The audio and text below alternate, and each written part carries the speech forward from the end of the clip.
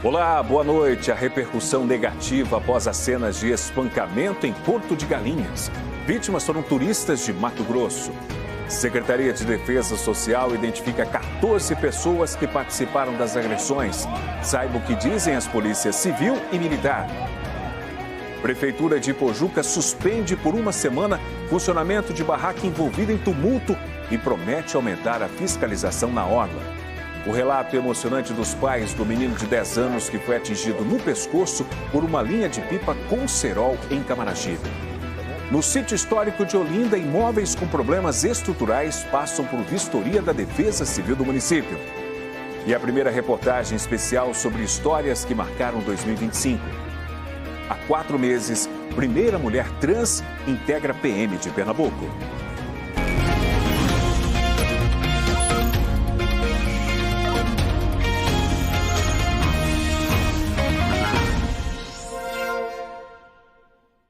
O fim de semana foi marcado por uma briga entre turistas e barraqueiros em Porto de Galinhas, no litoral sul. As agressões aos visitantes viraram notícia em um dos principais pontos turísticos do estado. A polícia esteve hoje na praia em Porto de Galinhas com mandados de intimação para que mais pessoas prestem depoimento na delegacia. A equipe de investigação quer ouvir quem trabalha na área para entender o que aconteceu. No sábado, houve uma briga por causa de um suposto desentendimento no valor do aluguel de cadeiras e guarda-sol. Um casal de turistas do Mato Grosso precisou de ajuda dos guarda-vidas para sair do local. Johnny ficou mais machucado. Ele conta que o preço combinado na abordagem aos dois, ainda na rua, foi diferente do cobrado. Logo assim, quando nós descemos do Uber, esse cidadão ele já nos abordou na parte de cima da praia, né, lá na ruazinha principal aqui de Porto de Galinhas. Ele já veio nos oferecendo o serviço de barraca dele. Caso a gente consumisse o petisco deles, eles não iam nos cobrar a barraca, que seria o valor de R$50, né, que seria 2 cadeiras e um guarda-sol. Os dois chegaram por volta de 10 da manhã. Perto das 4 da tarde, Johnny falou que pediram para que pagassem a conta antes que os dois quisessem ir embora. E eles falaram, já são 4 horas da tarde, vocês ainda não pediu petisco e já vou trazer a conta para vocês. Eu falei, não, mas a gente não quer ir embora agora. Ele, não, mas eu já vou trazer porque já são 4 horas da tarde, vocês não consumiram nada e agora não vai ser mais R$50, vai ser R$80 que a gente vai cobrar de vocês. Eu achei aquilo um absurdo, eu falei para eles, não, isso não pode, isso não é admissível, você não pode fazer isso com a gente. E aí não teve chance, ele já catou a cadeira ali, já arremessou a cadeira em mim, eu joguei o braço na frente, eu já caí no chão em seguida e quando eu me dei conta já tinha aproximadamente uns 15, 20 em cima de mim me batendo. Era tanto soco, pontapé, cadeira, que eu não conseguia nem se mexer direito. O caso foi registrado na delegacia como lesão corporal. Cleiton está muito revoltado com tudo. Esses R$30 não é o problema, tá? O problema foi a forma que a gente foi tratado.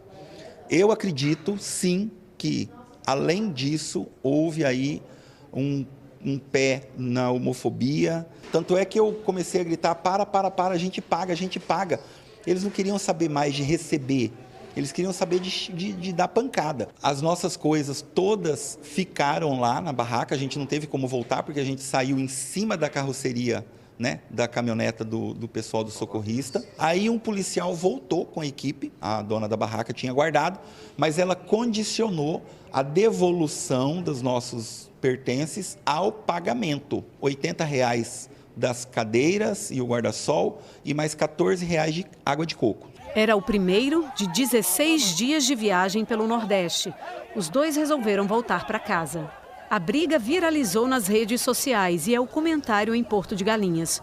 O rapaz que abordou os turistas não estava na praia no momento em que nossa equipe fez esta reportagem. O que era responsável por receber o pagamento, sim.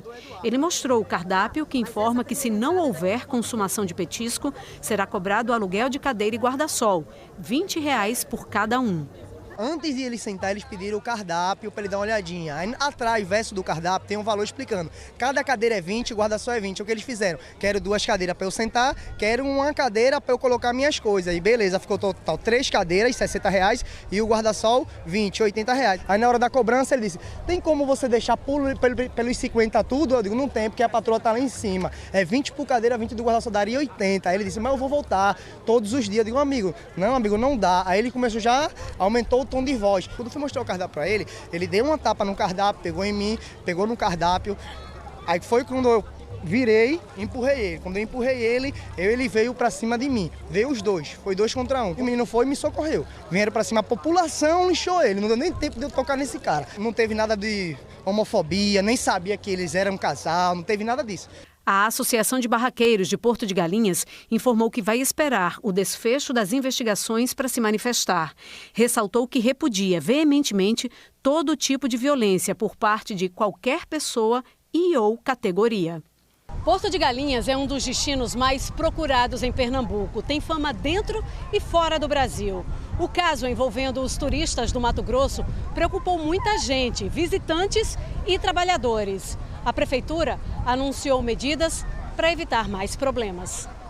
O secretário de Turismo de Ipojuca, onde fica a praia de Porto de Galinhas, disse que os barraqueiros vão ter que atualizar as informações dos cardápios e da equipe. A gente já entrou em contato com a associação também dos barraqueiros de Porto de Galinhas para pedir também, reforçar, exigir, dizer, quem não apresentar no prazo de 15 dias vai estar impedido de estar, quem não tiver atualizado. Alguns já estão atualizados, né, já estão com cadastro conosco, mas é 100%. A gente vai dar o prazo e vai estar ter que ser entregue na Secretaria de Turismo, assim como também o cadastro de todas as ações vinculadas àquela barraca. A gente da Prefeitura de Ipojuca está fazendo ações, já estava programada essa intensificação agora em janeiro, por exemplo, junto inclusive com o PROCON, para que a gente possa fazer campanhas educativas também com os próprios barraqueiros, com os turistas também, com os trabalhadores da atividade turística.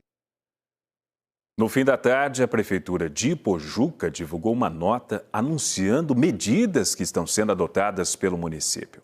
A principal delas é a suspensão temporária pelo prazo de 1 semana das atividades da barraca envolvida no episódio de agressão.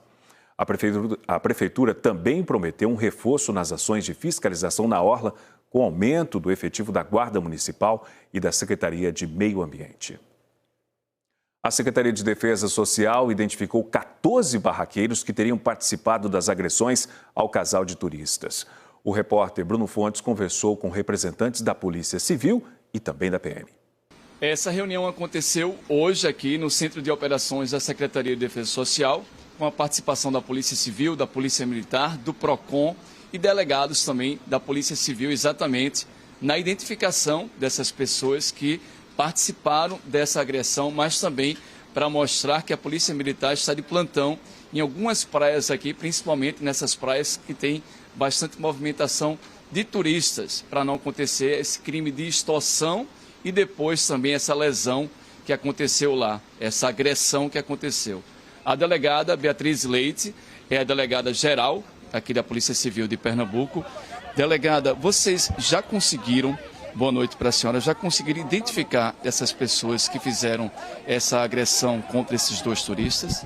Oi, boa noite. Nós já estamos identificando algumas pessoas, né? Nós contamos com a ajuda ontem, durante o dia de ontem todinho, de uma equipe da Polícia Civil, procurando imagens, fazendo intimações.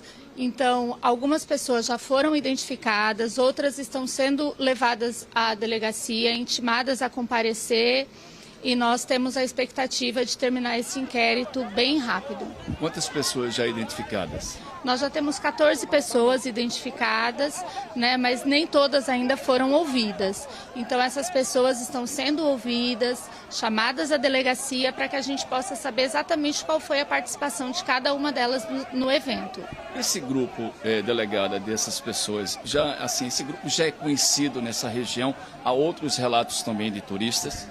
Veja, depois que esse fato aconteceu, nós começamos a ver nas redes sociais outras imagens, né, outras pessoas dizendo que já foram vítimas, e a gente percebe que algumas pessoas já foram filmadas mais de uma vez.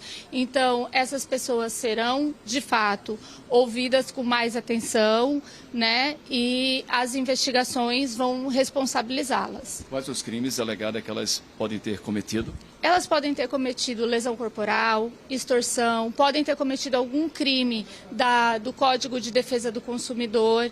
Então, a gente vai ter que ouvir todas essas pessoas, bater as imagens com o relato das vítimas, né, e de eventuais testemunhas.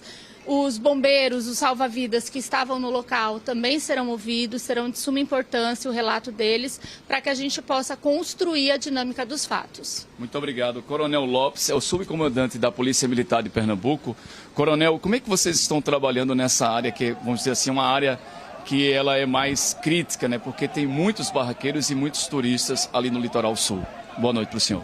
Boa noite, Bruno. Lá na Vila de Porto, nós temos um reforço do Batalhão de Turismo, né? Não temos na orla, porque não tinha registro de fato dessa natureza, mas a partir desse momento nós vamos reforçar, como eu falei, trabalhamos com o planejamento, e o planejamento agora vai exigir que nós façamos umas rondas também na parte de orla da praia. Como é que esse turista, o morador, pode fazer logo então essa denúncia quando ele perceber que eles querem praticar esse crime de extorsão, pagando uma taxa lá na cadeira ou na guarda-sol? Bom, ele pode nos acionar através do 190, fazendo a denúncia, e a partir do acionamento nós encaminharemos uma equipe para solucionar o problema e daí em seguida, se escalonar, seguirá para a Polícia Civil para as providências cabíveis. Esse caso de agressão levanta um debate sobre o esquema de consumação nas praias, sobretudo nessa época de verão e festas de fim de ano. Quem explica para a gente ao vivo é a repórter Beatriz Castro. Boa noite, Beatriz. Boa noite, Márcio. Boa noite a todos. Eu vou contar com a ajuda aqui do advogado Joaquim Guerra, que é presidente da Comissão de Defesa do Consumidor da OAB de Pernambuco, para explicar melhor para a gente como é que deve ser essa relação de consumo aí nas barracas, essa relação que deveria ser amistosa numa praia, né, doutor Joaquim? Eu queria perguntar primeiro se o barraqueiro ele tem direito de cobrar pelo aluguel do guarda-sol e da cadeira, mesmo se o consumidor não comprar nada, não consumir nada. Boa noite. Boa noite, Beatriz. Boa noite, Márcio. Boa noite aos telespectadores que estão nos assistindo.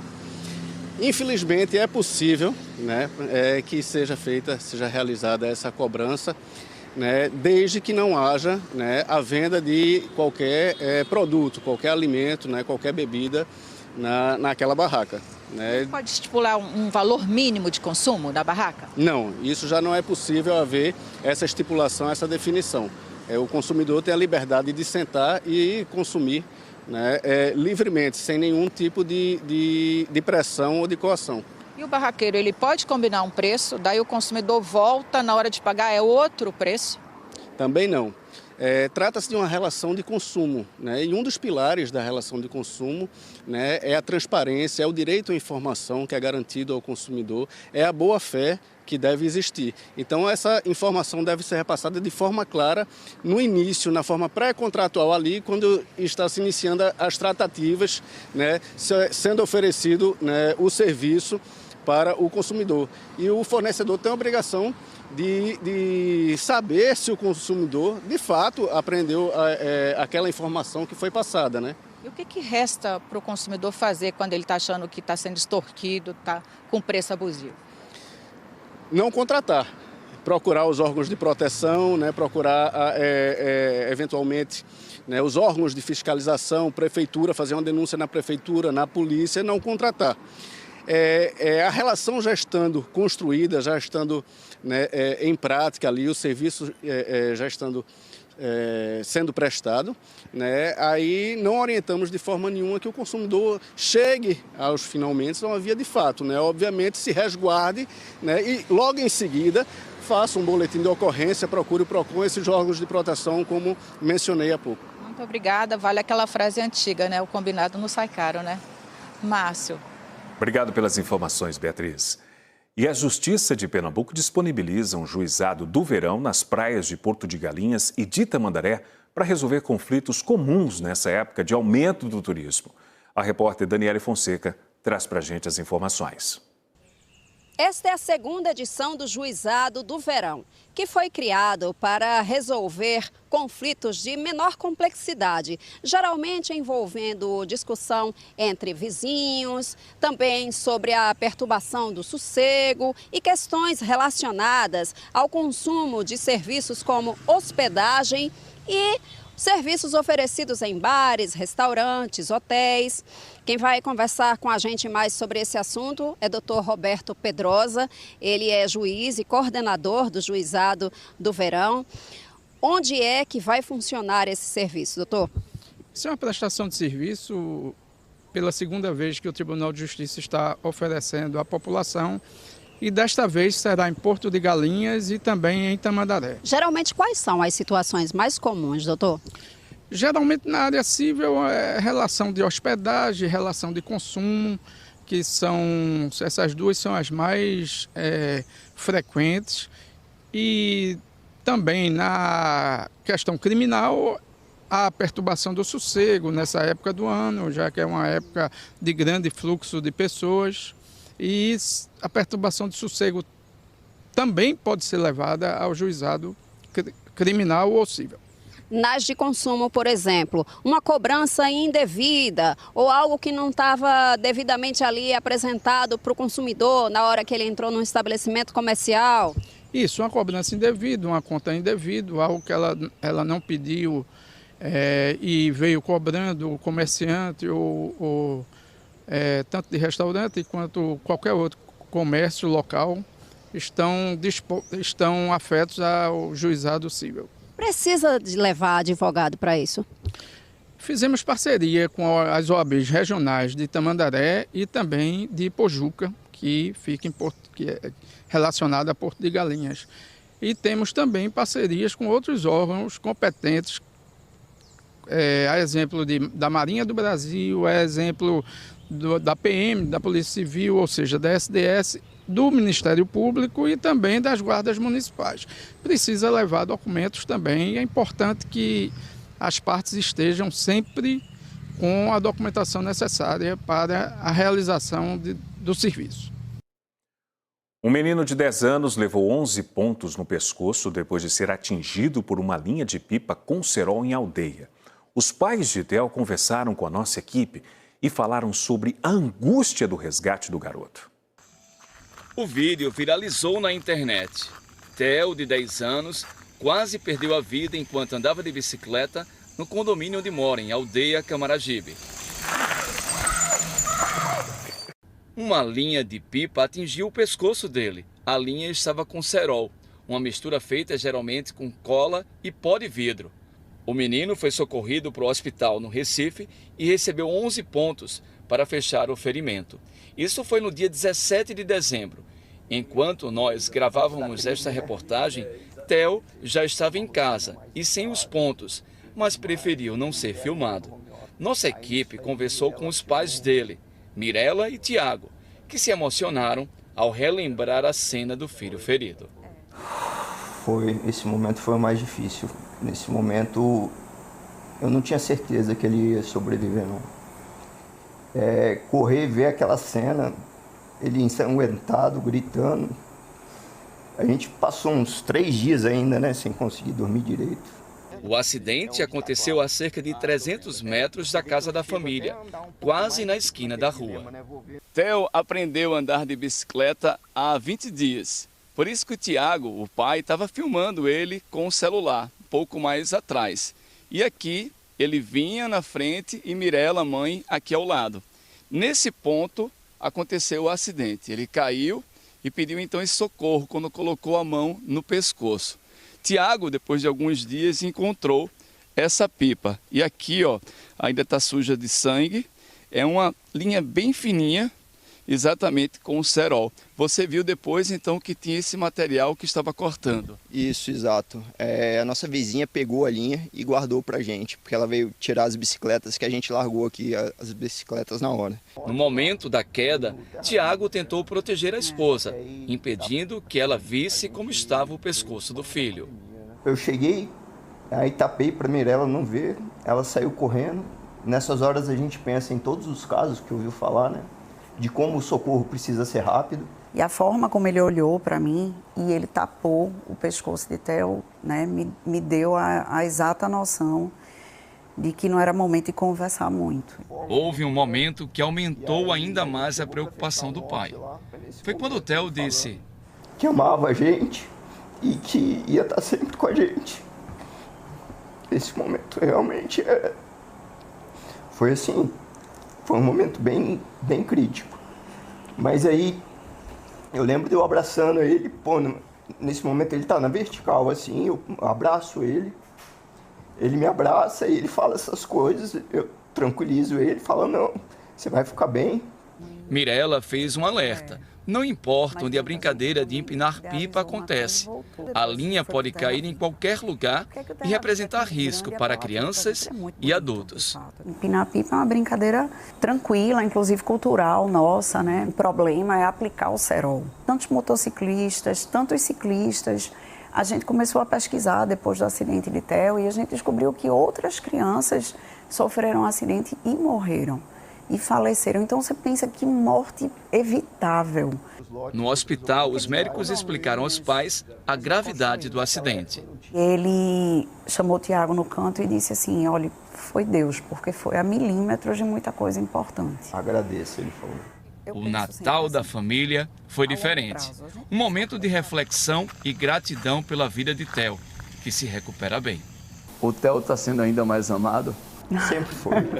Sempre foi. Isso aí não muda. Eu acho que o que muda é a consciência de que a gente realmente precisa curtir cada instante, sabe? Curtir cada instante. Porque por mais que a gente tente se programar, a verdade é que o fluxo da vida escapa, né? A Polícia Militar disse que este ano registrou 231 ocorrências envolvendo o uso de cerol e também de linhas chilenas no estado. E que, na maioria dos casos, os envolvidos são crianças e adolescentes. A PM disse que promove campanhas educativas nas escolas e que o canal de denúncias é o 190. O empresário do ramo de postos de combustíveis, Braz Alexandrino Ferreira Júnior, de 51 anos, conhecido como Júnior, foi morto a tiros hoje em Moreno. O crime foi registrado por imagens, por uma câmera de segurança. Acompanhe as imagens. O vídeo mostra o empresário chegando em um carro branco à granja onde morava, às margens da BR-232. A mulher dele chega a sair do veículo. 2 criminosos fortemente armados correm em direção ao carro e atiram várias vezes. Braz Alexandrino Júnior chegou a ser socorrido, mas não resistiu. A mulher dele não se feriu. A Força Tarefa de Homicídios está nas ruas e iniciou as investigações desse crime. E logo depois do intervalo, a primeira reportagem da nossa série especial de fim de ano. E o elenco do esporte se reapresenta para a pré-temporada em processo de reformulação. O N2 volta em instantes.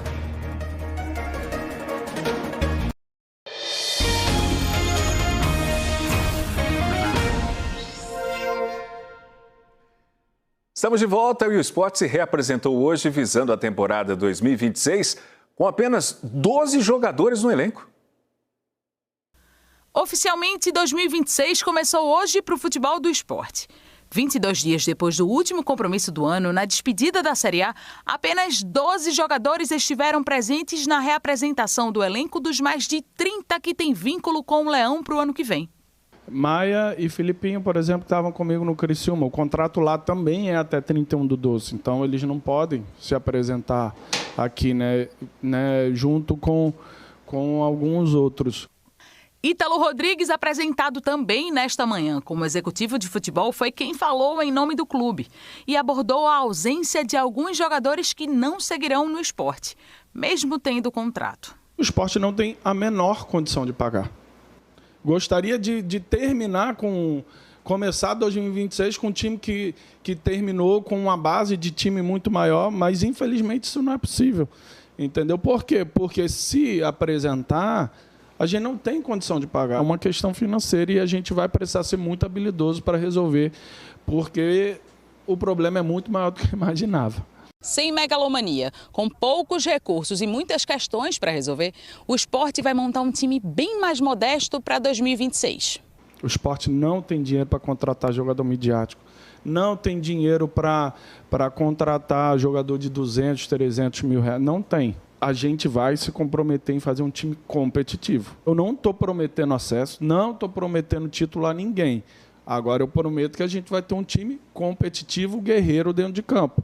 O primeiro compromisso do Leão em 2026 já é no dia 10 de janeiro, contra o Jaguar, na estreia do Pernambucano. Competição que o Sport vai começar a disputar com o time sub-20.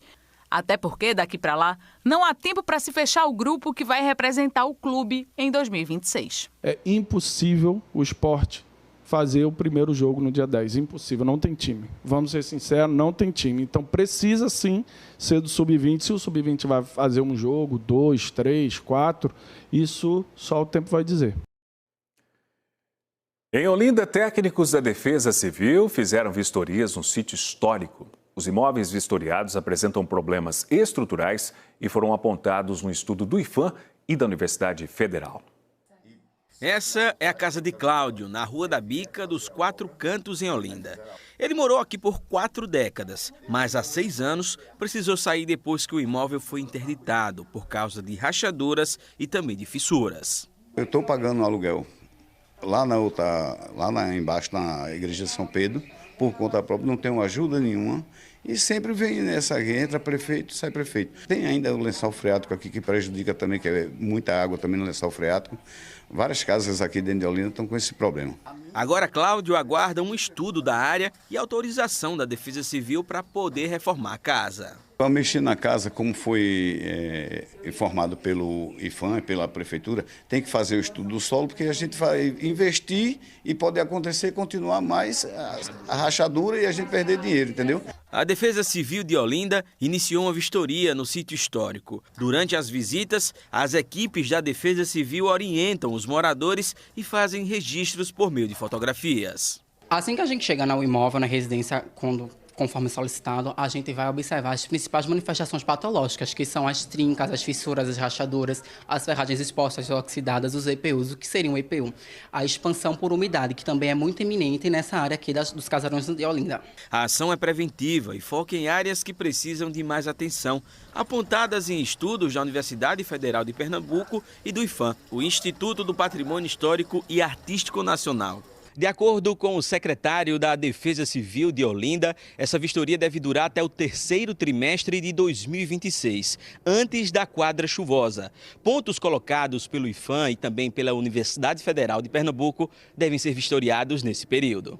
O que é que a gente vai fazer? Vai vistoriar todos esses locais e indicar a medida de mitigação a ser adotada. Essa ferramenta ela está servindo de subsídio para que a gente encare o sítio histórico com outros olhos. Afinal de contas, é o ponto histórico do nosso município. Uma ação social garantiu comida na mesa no fim do ano para famílias de pescadores de peixes e mariscos de Brasília Teimosa, no Recife.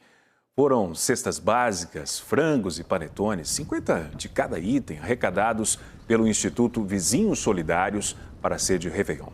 O Instituto atende 2.700 famílias. As de hoje vivem em moradias precárias na Baixa da Maré, na beira da maré, aliás. Para chegar até a casa dos pescadores, as doações seguiram com os voluntários em 3 pequenas embarcações.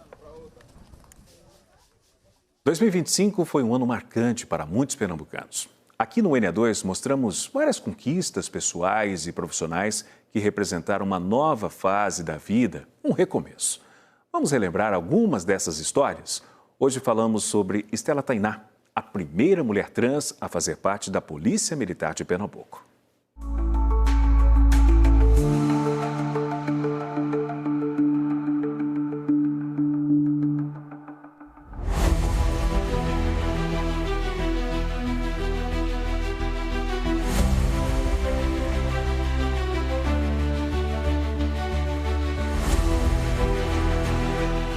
A história que a gente vai contar hoje é sobre a realização de sonhos. Aos 27 anos, Estela Tainá da Silva se tornou a primeira policial militar trans de Pernambuco. Uma trajetória de desafios, encarando preconceitos com superação. Sempre foi seu sonho ser policial militar? Sempre, eu sempre quis ser policial. É algo que desde criança eu sempre tive muita admiração, não só pela profissão, né, do policial, mas também um bombeiro. Eu ficava um pouco dividida entre os dois. quando era mais nova, mas eu sempre tive muita essa admiração pela essa parte do servir, do cuidar, do poder ajudar. Como é que foi a jornada pessoal e profissional para chegar até aqui? Em 2016 eu fiz a prova da PM, não consegui êxito. E aí nesse processo eu continuei estudando, mas não abri outro certame. E aí nesse processo de espera de um novo certame e estudo, eu comecei o processo da transição, que foi algo que era algo que me incomodava muito em mim mesma.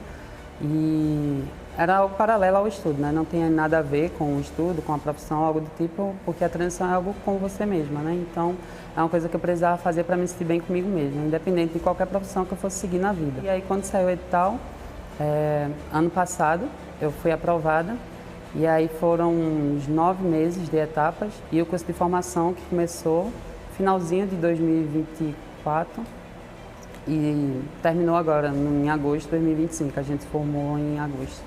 Você encontrou muitas resistências ao longo desse processo todo? Sim, não é fácil, tanto que eu sou a primeira, né? Nunca teve outra.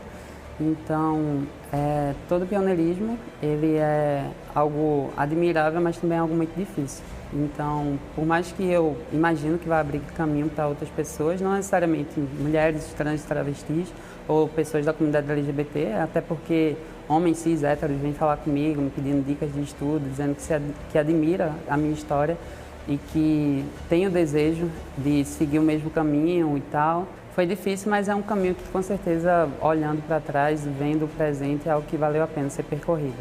Quem é que foi fundamental nesse processo todo? Família, amigos? Minha família foi essencial em toda a minha trajetória, toda a minha vida, na verdade, até mesmo antes do concurso público. Então, o apoio familiar, para mim, foi sempre um diferencial. E, com certeza, é um diferencial para qualquer pessoa, né? Para você alcançar qualquer objetivo que você tenha na vida, você ter quem acredita em você, quem investe em você, quem aposta suas fichas em você. Isso é um diferencial que alavanca você para voos ainda maiores. Então, minha família, minha rede de apoio, minhas amigas, meus amigos. Então, eu tenho muita sorte, sou muito grata a Deus por todas as pessoas que eu tenho na minha vida e que eu fui conhecendo e encontrando no meu caminho, para além daquelas que já vieram de antes, né? Meu pai, minha mãe, que sempre me acompanharam desde sempre. Você é a primeira policial militar trans de Pernambuco. O que isso significa para você? Para mim é um motivo de orgulho, de grande orgulho. Para mim representa muito, mas também é algo de grande responsabilidade. É algo que eu enxergo como eu não estou aqui representando só a mim. Qual é a mensagem que a tua própria história pode levar a outras pessoas? Eu acredito que a minha história ela passa muito de superação, de coragem e de busca incessante pelos seus sonhos. Então, independente do sonho que você tiver, eu acredito que a minha história inspira por isso, porque outras pessoas se identificam não necessariamente porque querem ser policiais, querem ser militares, mas elas veem em mim uma pessoa que, mesmo com toda a dificuldade, todas as adversidades sociais e culturais, eu fui lá e consegui fazer. Depois de 4 meses como policial militar, como é que você está se sentindo agora? Estou me sentindo muito feliz e realizada em poder desempenhar minha profissão, poder prestar um papel para a sociedade e fazer o melhor pela população. O que você espera para esse próximo ano? Eu espero continuar me dedicando para prestar um bom serviço à sociedade e todos os dias continuar aprendendo. Iniciar a faculdade de Direito, que é o que eu sempre quis, iniciar no próximo ano, então é algo que eu busco, realmente buscar mais conhecimento, me aperfeiçoar e dar uma melhor qualidade de vida para minha família.